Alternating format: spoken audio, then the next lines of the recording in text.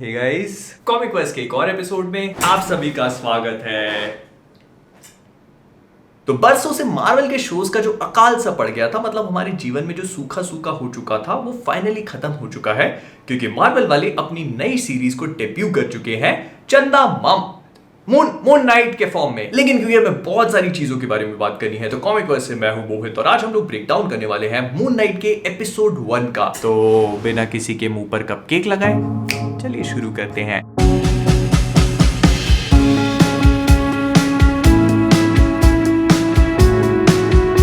तो इस पूरे एपिसोड की शुरुआत होती है विलन के साथ एंड ये मार्वल का पहला शो है जो हमें स्ट्रेट अवे एपिसोड 1 से ही विलन कौन है इस बारे में क्लियरली बता दे रहा है, क्योंकि इससे पहले तक हम इसी चीज को फिगर आउट करने में 3-4 एपिसोड्स लगा देते थे कि आखिरकार मेन कांडू आदमी होगा कौन। कांडू बोला है, फिर इसके बाद वो एक ग्लास में पानी या फिर कुछ वैसे ही तरल पदार्थ का सेवन करता है, उसको रुमाल में डाल के फोड़ता है, अपने सैंडल में लगाकर वही चप्पल पहन के निकल पड़ता है। अब इसी सेम स्ट्रैटेजी को एक्टर बिली बॉब थॉर्टन ने मूवी स्लिंग ब्लेड में यूज किया था असली जिंदगी में, क्योंकि उनके कैरेक्टर को उनको लंगड़ा सा दिखाना था तो उन्होंने अपने शूज में कांच के टुकड़े डाल लिए थे ताकि उनको चलने में थोड़ा सा लिम्प वाला लुक मिले। और यही चीज आर्थर हैरो में भी फील होती है, क्योंकि जिस भी सीन में हम उस कैरेक्टर को देखते हैं और जब भी वो वॉक करता है तो हमें ग्लास के क्रंच होने की आवाज आती है, जो मुझे लगा कि काफी अच्छी डिटेल थी। फिर इसके बाद हमें मार्वल स्टूडियोज का लोगो देखने को मिलता है और ऑस्कर आइजैक का कैरेक्टर जो मार्क स्पेक्टर होना चाहिए वो नहीं बल्कि स्टीवन ग्रांट की नींद खुलती है अपने अपार्टमेंट में, जिसने अपने पैरों को बांध रखा है। और अगर आप इसी शॉट में इसके बेड के पीछे ध्यान दोगे तो यहाँ पर एक स्कैरब रखा हुआ है। अब मैं आपको ये भी बताना चाहता हूँ कि इजिप्शियन माइथोलॉजी में बेसिकली स्कैरब्स को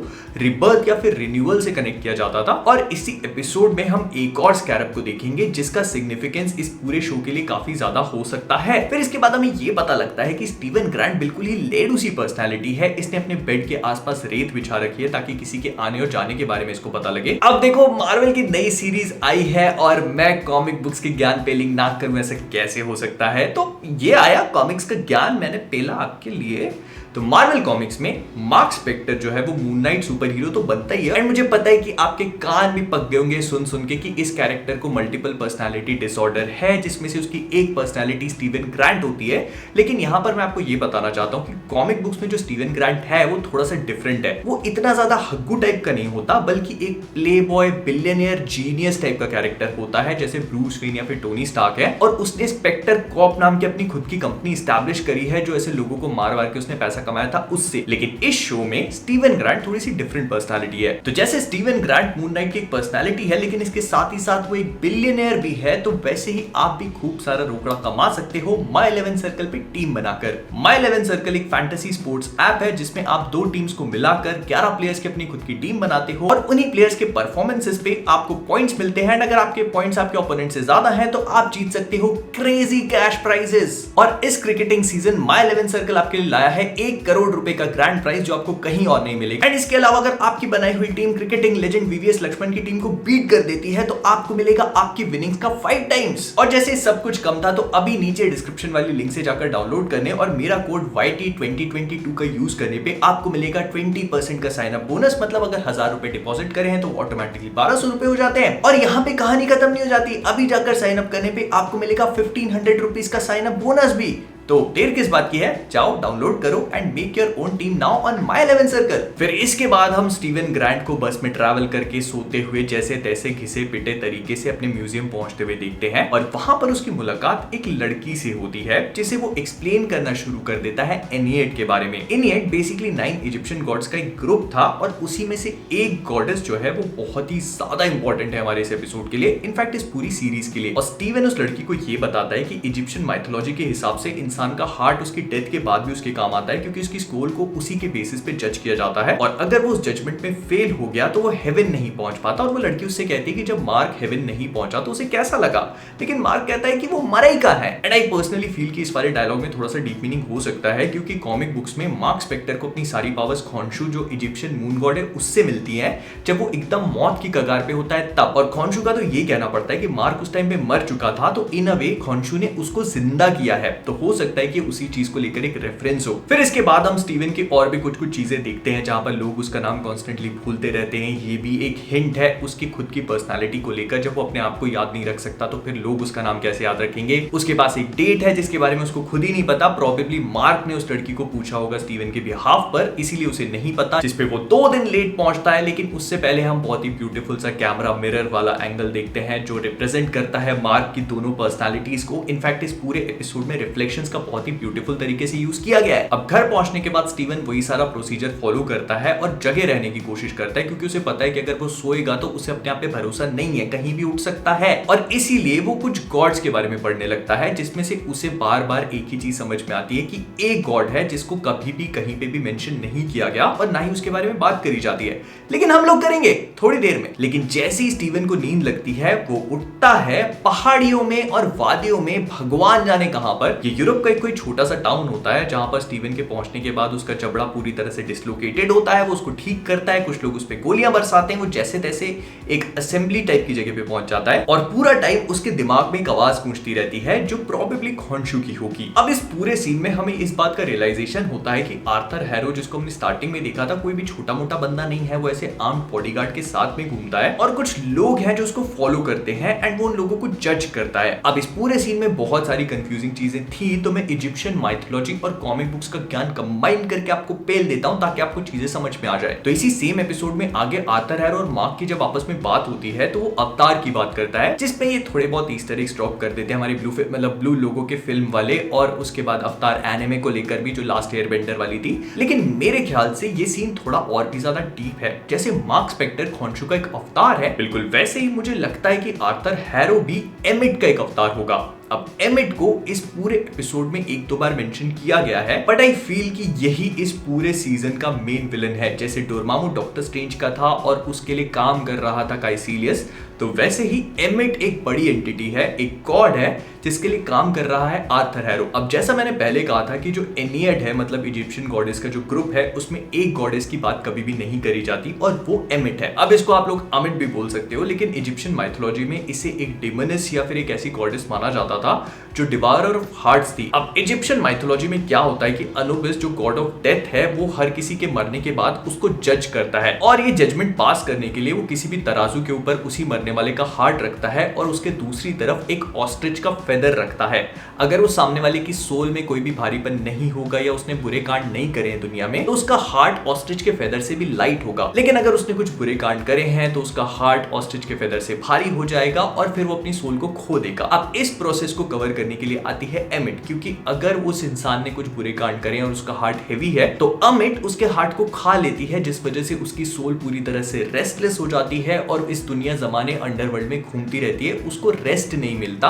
और इजिप्शियन माइथोलॉजी में इसको सेकंड डेथ कह के बुलाया जाता है। तो आर्थर हैरोस चौराहे पे खड़े होकर जो भी काम कर रहा था वो वही है जो अमिट करती है, मतलब लोगों की सोल्स को जज करना उनके हार्ट की बेसिस पर। और इसी के बारे में स्टीवन भी उस लड़की को बता रहा था कि इजिप्शियन माइथोलॉजी के हिसाब से जब भी वो किसी को मारते थे या ममीफाई करते थे तो उसके हार्ट को उसकी बॉडी में छोड़ देते थे ताकि उसकी सोल को जज किया जा सके एमिट के द्वारा। और इसी एमिट को इस एपिसोड में दिखाया भी गया है। जब आर्थर जो है वो म्यूजियम में आता है और उसकी स्टीवन की बात होती है तो दीवार पे एक एंटिटी बनी होती है जिसका मुंह मगरमच्छ जैसा होता है, आगे के 2 पैर शेर जैसे और पिछवाड़ा हिप्पोपोटेमस जैसा, तो वही एमिट है। और हाँ, आर्थर हैरो को लेकर तो क्या पहले ही नहीं, तो मार्वल कॉमिक्स में आर्थर हैरो नाम का भी एक कैरेक्टर है जो मून नाइट का एक विलन होता है, लेकिन जैसे शो में दिखाया गया वो बिल्कुल भी वैसा नहीं है। ये एक सर्जन होता है जो इलीगली ह्यूमन बींग्स पे एक्सपेरिमेंट कर रहा होता है और इसको मून नाइट जाकर रोक देता है। काफी पहले का कैरेक्टर था और ये दिखता भी कुछ डिफरेंट था। इसको ट्राइजेमिनल न्यूरल्जिया नाम की एक डिजीज थी जिसमें फेशियल नर्व की प्रॉब्लम की वजह से कांस्टेंट पेन में ही रहता है पेशेंट। तो आर्थर हैरो के आदमियों को देखकर स्टीवन जो है वो भागने लगता है, वो उस पर गोलियां चलाते हैं। फिर एक बहुत ही ब्यूटीफुल तरीके से इस पूरी शॉट को, इस पूरी सीक्वेंस को एग्जीक्यूट किया गया है जहां पर वो गुंडे उस पर गोली मारते हैं। या जैसे ही स्टीवन एकदम ऐसी जगह पर फंस जाता है जहां से वो निकल नहीं सकता तो वो ब्लैकआउट हो जाता है और मार्क स्पेक्टर उसकी बॉडी को टेक ओवर करके उन सारे गुंडों को पेल देता है और उसके बाद फिर से स्टीवन टेक ओवर कर लेता है। अब देखो, इस चीज को दिखाने के 2 तरीके, या तो अगले एपिसोड में जितने भी ब्लैकआउट्स हैं इन सबको मार्क स्पेक्टर के नजरिए से हमें दिखा दिया जाए और पता लग जाए कि आखिरकार हुआ क्या, या फिर डिज्नी प्लस वाले आर रेटिंग को बचाने के लिए इसे PG-13 ही रखना चाहते थे तो उन्होंने खून खराबा पूरी तरह से अवॉइड कर दिया।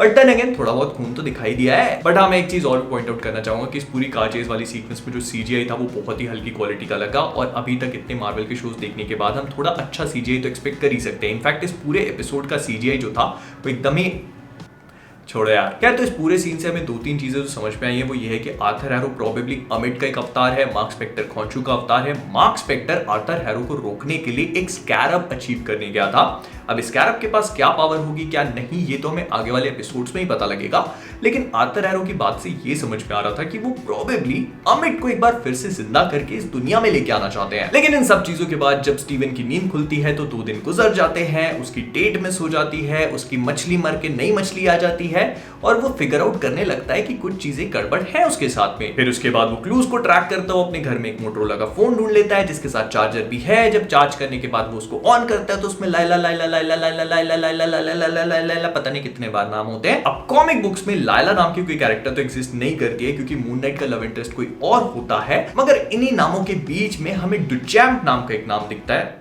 डुचैम्प का नाम दिखता है। और फिर से अगर कॉमिक बुक्स का ज्ञान बिछा दूं मैं आपके सामने तो उस पर चल के निकल जाओ तो डुचैम्प मार्वल कॉमिक्स में एग्जिस्ट करने वाला मून नाइट के साथ का एक बहुत ही पॉपुलर कैरेक्टर है। इसे आप बेसिकली बैटमैन का एल्फ्रेड समझ सकते हो, और मून नाइट के जो हेलीकॉप्टर को उड़ाने का काम है वो डुचैम्प भी करता है। फिर इसके बाद हमें म्यूजियम में काफी इंटरेस्टिंग सा सीन देखने को मिलता है जहां पर एक्चुअली में आर्थर हैरो मार्क का पीछा करते करते पहुंच जाता है और स्टीवन की उसको देखकर फट जाती है क्योंकि उसको रियलाइजेशन होता है कि जो कुछ भी उसने देखा वो सपना नहीं था, वो एक्चुअली में हुआ है। लेकिन क्योंकि ये गुंडा है तो अपनी औकात तो दिखाएगा ही, तो इसीलिए हमें रात में पता लगता है कि इसने एक बहुत ही खतरनाक टाइप का मॉन्स्टर स्टीवन के पीछे छोड़ दिया है। और इस सीन में भी मॉन्स्टर को बहुत क्लियरली नहीं दिखाया गया। पहले तो मैं सोच रहा था कि धीरे धीरे रिवील करना चाह रहे हैं, लेकिन वो किया ही नहीं उन लोगों ने, और उसके पीछे बहुत ही सिंपल सा रीजन था, सीजीआई।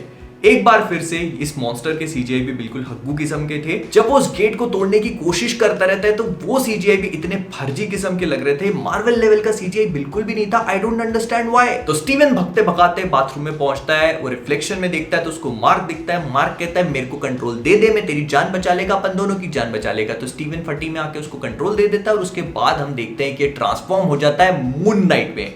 और इससे पहले भी कई सारी क्लिप्स में इसका ट्रांसफॉर्मेशन हम लोगों ने देखा था, लेकिन आई हैव टू से कि शो में देखने की बात कुछ अलग ही है। But on the other hand जितना एक्साइटेड मैं इस वाले ट्रांसफॉर्मेशन को देखकर हुआ, मैं और भी ज्यादा एक्साइटेड था इस पूरे एक्शन सीन को देखने के लिए जो हमें दिखाया नहीं गया। कैमरा बाथरूम के बाहर ले जाते हैं, जब तक अंदर लेकर आते हैं तो वही सीन उतना ही देखने को मिलता है हमको जितना ट्रेलर्स में देखा था। एक वॉश बेसिन को उठा के बस बाहर फेंक दिया गया। थोड़ा एक्शन दिखाओ भाई, कब तक सीजीआई के पैसे बचाओगे? लोकी में लग गया क्या साहब? तो कुल मिला के मैं बस इतना बोलना चाहूंगा कि मून नाइट का एपिसोड 1 काफी ज्यादा एक्साइटिंग था, और अगर हम इसके ultra pro max ultimate dominating हल्के पतले सस्ते लाइट सीजीआई को इग्नोर कर दें तो जैसे इस पूरे एपिसोड की स्टोरी टेलिंग थी स्टीवन ग्रांट के पर्सपेक्टिव से, मुझे बोलना पड़ेगा कि देखने में मजा बहुत आया, और इसके आगे के एपिसोड्स देखने के लिए मैं बहुत ज्यादा एक्साइटेड हूं। तो विद दैट बीइंग सेड हम लोग इस वीडियो को यहीं पे रैप अप करेंगे। अगर आपको वीडियो पसंद आया तो प्लीज इसको लाइक और शेयर मत कर लाइक और शेयर करना मत भूलिएगा। तो अगर कॉमिक वर्स पे नए हो तो सब्सक्राइब करना मत भूलना, और इसी के साथ डिस्क्रिप्शन में माय 11 सर्कल की लिंक भी है, तो जाकर डाउनलोड करो and make your own team now. तो जाने से पहले कॉमिक वर्स से मैं हूं मुखित और आप सभी लोग एज ऑलवेज